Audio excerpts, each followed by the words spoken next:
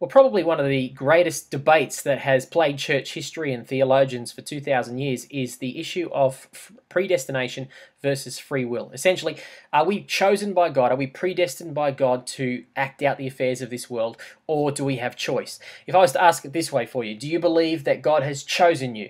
Do you believe God predestined you? You'd probably say straight away, yeah, and you might even know the Bible verses that say God has predestined us.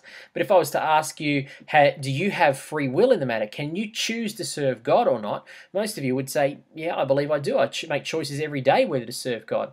So there we have an ambiguity. How do we reconcile those two ambiguities? Did God choose us, or did we choose God? And that has led to two extremes in Christian doctrine throughout church history. One is called Calvinism, and one is called Arminianism.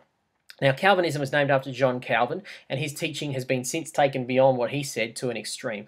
And if it's taken to an extreme, it leads to passive Christianity. There's no point in praying, there's no point in trying to change anything, alter our destiny, do anything, because it's all laid out. Essentially, we are just like pawns on a chessboard and we have no control.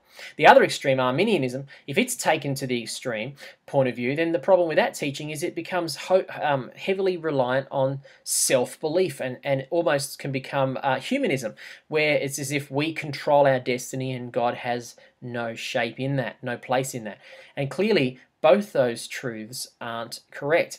And so finding the middle ground, or finding the point of agreement, is very vital for you, because it will affect how you pray and how you live your Christian life. So I'm not a theologian, I don't pretend to be, but I think it's important that every Christian has some belief of this and some understanding of this. I tend to lean slightly towards the Arminian point of view myself, mainly because I believe that we do have a free choice, but at the same time I think I can reconcile the two. And here's why. It's kind of a scientific thing, but as I said, this debate has been going on for 2,000 years. But in the last century, along came a great scientist, a Jewish scientist called Albert Einstein. I'm sure you've heard of him. And he was able to show us that time is not, time is actually a dimension, as well as the three times of length, breadth, three dimensions of length, breadth, and height. He showed us that time is a dimension, which is to say that time is not just an endless extension of days. Time is actually something that can be bent, shifted, moved outside of. And so once we understand that God is living outside of time, it's very easy to reconcile these two points of view.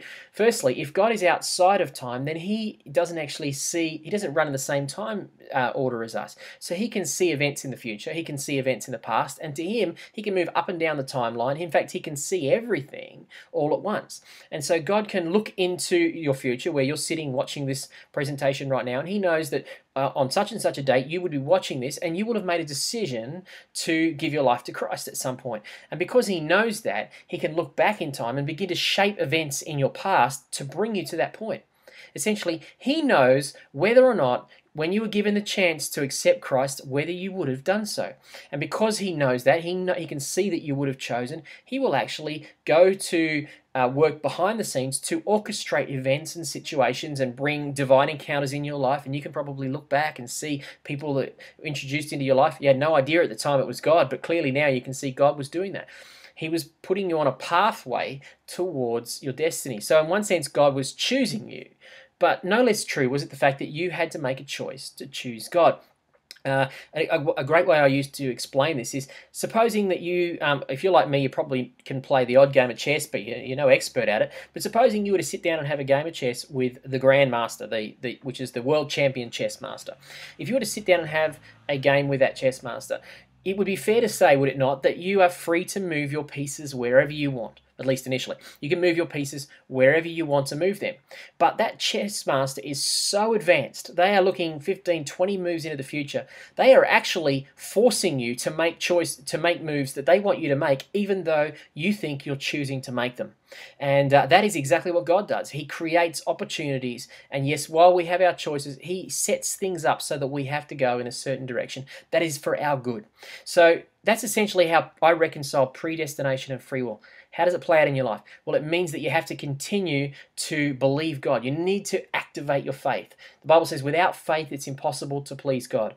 So don't be a Christian that just says, oh, whatever will be, will be. Don't be that. Pray and trust God and believe God and shape your destiny and do stuff with your faith. The Bible says without Without works, your faith is dead. Faith without works is dead. So put your faith into action. Do stuff, shape your destiny, and trust God. And as you trust God and lean not on your own understanding, He will direct your paths. That's what it says. So hopefully that gives you some understanding of how to reconcile those two truths.